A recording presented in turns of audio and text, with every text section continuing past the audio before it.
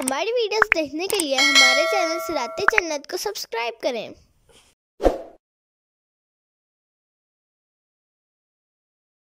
ومن أظلم ممن افترى على الله الكذب وهو يدعى إلى الإسلام والله لا يهدي القوم الظالمين۔ اور اس سے بڑھ کر ظالم کون جو اللہ پر جھوٹ باندھے حالانکہ اسے اسلام کی طرف بلایا جاتا ہو، اور اللہ ظالم لوگوں کو ہدایت نہیں دیتا۔ تفسیر صراط الجنان۔ اس آیت کا معنی یہ ہے کہ اس شخص سے بڑھ کر ظالم کون جسے اس کا رب عز و جل اپنے حبیب صلی اللہ تعالی علیہ وآلہ وسلم کی زبان اقدس سے دین اسلام کی طرف بلائے، جس میں دونوں جہاں کی سعادت ہے، اور وہ اس دعوت کو قبول کرنے کی بجائے اللہ تعالیٰ کی آیات کو جادو بتا کر اس پر جھوٹ باندھے۔ اللہ تعالیٰ ایسے ظالم لوگوں کو ہدایت کی توفیق نہیں دیتا، کیونکہ اللہ تعالیٰ اپنے ازلی علم سے جانتا ہے کہ کافر ہی رہیں گے۔ یریدون لیطفئوا نور اللہ بافواہہم واللہ متم نورہ ولو کرہ الکافرون۔ وہ چاہتے ہیں کہ اللہ کا نور اپنے منہوں سے بجھا دیں، اور اللہ اپنے نور کو مکمل کرنے والا ہے اگرچہ کافروں کو ناپسند ہو۔ تفسیر صراط الجنان، یعنی ان کا ارادہ یہ ہے کہ قرآن پاک کو جادو بتا کر اسلام کو باطل کر دیں، لیکن یہ اپنے ارادے میں کبھی کامیاب نہ ہوں گے، کیونکہ اللہ تعالیٰ دین اسلام کو ہر صورت میں غالب فرمائے گا اگرچہ کافروں کو یہ بات ناپسند ہو۔ اس سے معلوم ہوا کہ حضور اقدس صلی اللہ تعالیٰ علیہ وآلہ وسلم کا دین اور آپ کا نام چمکتا رہے گا، خواہ دشمن کتنی ہی دشمنی کر لیں۔ آج بھی اس کا نظارہ ہو رہا ہے۔ هو الذي أرسل رسوله بالهدى ودين الحق ليظهره على الدين كله ولو كره المشركون۔ وہی ہے جس نے اپنے رسول کو ہدایت اور سچے دین کے ساتھ بھیجا تاکہ اسے سب دینوں پر غالب کر دے اگرچہ مشرکوں کو ناپسند ہو۔ تفسیر صراط الجنان، یعنی وہی اللہ ہے جس نے اپنے رسول محمد مصطفیٰ صلی اللہ تعالیٰ علیہ وآلہ وسلم کو صراط مستقیم کی طرف ہدایت کے ذرائع قرآن اور معجزات اور اس سچے دین کے ساتھ بھیجا جو اللہ تعالیٰ نے اپنے رسول اور ان کی امت کے لیے منتخب فرمایا ہے تاکہ اسے سب دینوں پر غالب کر دے اگرچہ مشرکوں کو یہ غلبہ ناپسند ہو۔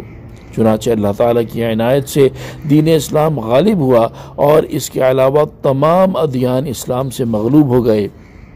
امام مجاہد رحمۃ اللہ تعالیٰ علیہ سے منقول ہے کہ جب حضرت عیسیٰ علیہ السلام نزول فرمائیں گے تو روئے زمین پر اسلام کے سوا اور کوئی دین نہ ہوگا۔ یا ایہا الذین آمنوا هل ادلکم علی تجارۃ تنجیکم من عذاب علیم۔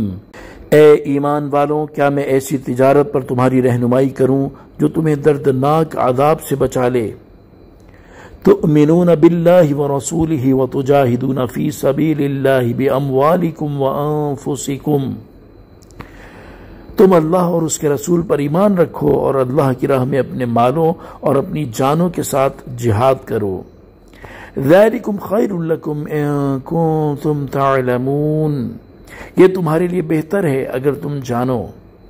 یغفر لکم ذنوبکم ویدخلکم جنات تجری من تحتها الانہار ومساکن طیبۃ فی جنات عدن۔ وہ تمہارے گناہ بخش دے گا اور تمہیں ان باغوں میں داخل فرمائے گا جن کے نیچے نہریں رواں ہیں، اور پاکیزہ رہائش گاہوں میں جو ہمیشہ رہنے کے باغوں میں ہیں۔ ذالک الفوز العظیم۔ یہی بہت بڑی کامیابی ہے۔ تفسیر صراط الجنان۔ ان آیات کا خلاصہ یہ ہے کہ اے ایمان والوں، کیا میں تمہیں وہ تجارت بتا دوں جو تمہیں دردناک عذاب سے بچا لے؟ سنو، وہ تجارت یہ ہے کہ تم اللہ تعالیٰ اور اس کے رسول صلی اللہ تعالیٰ علیہ وآلہ وسلم پر ایمان رکھنے میں ثابت قدم رہو، اور اللہ تعالیٰ کی راہ میں اپنے مالوں اور اپنی جانوں کے ساتھ جہاد کرو۔ اگر تم اپنا حقیقی نفع جانتے ہو تو ایمان پر ثابت قدم رہنا اور جہاد کرنا تمہارے لیے جان، مال اور ہر چیز سے بہتر ہے، اور اگر ایسا کرو گے تو اللہ تعالیٰ تمہارے دنیا میں کیے ہوئے گناہ بخش دے گا، اور قیامت کے دن تمہیں ان باغوں میں داخل فرمائے گا جن کے نیچے نہریں رواں ہیں، اور پاکیزہ رہائش گاہوں میں داخل فرمائے گا جو ہمیشہ رہنے کے باغوں میں ہیں، اور یہ جزا ملنا ہی بڑی کامیابی ہے۔ نوٹ: یاد رہے کہ ایمان کے بعد نماز کا درجہ ہے، لیکن چونکہ اس وقت جہاد کی سخت ضرورت تھی اس لیے یہاں ایمان کے بعد جہاد کا ذکر فرمایا گیا ہے۔ یہاں اللہ تعالیٰ پر ایمان لانے اور اس کی راہ میں جان و مال سے جہاد کرنے کو تجارت سے تعبیر فرمایا گیا، کیونکہ جس طرح تجارت سے نفع کی امید ہوتی ہے اسی طرح ان اعمال سے بہترین نفع یعنی اللہ تعالیٰ کی رضا، جنت اور نجات حاصل ہوتی ہے۔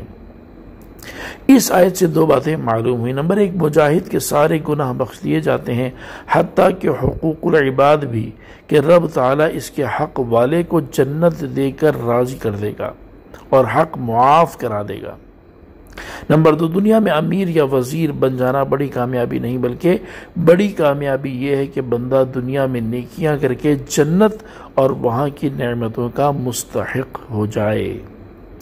صلو علی الحبیب صلی اللہ تعالی علی محمد صلی اللہ تعالی علیہ وآلہ وسلم۔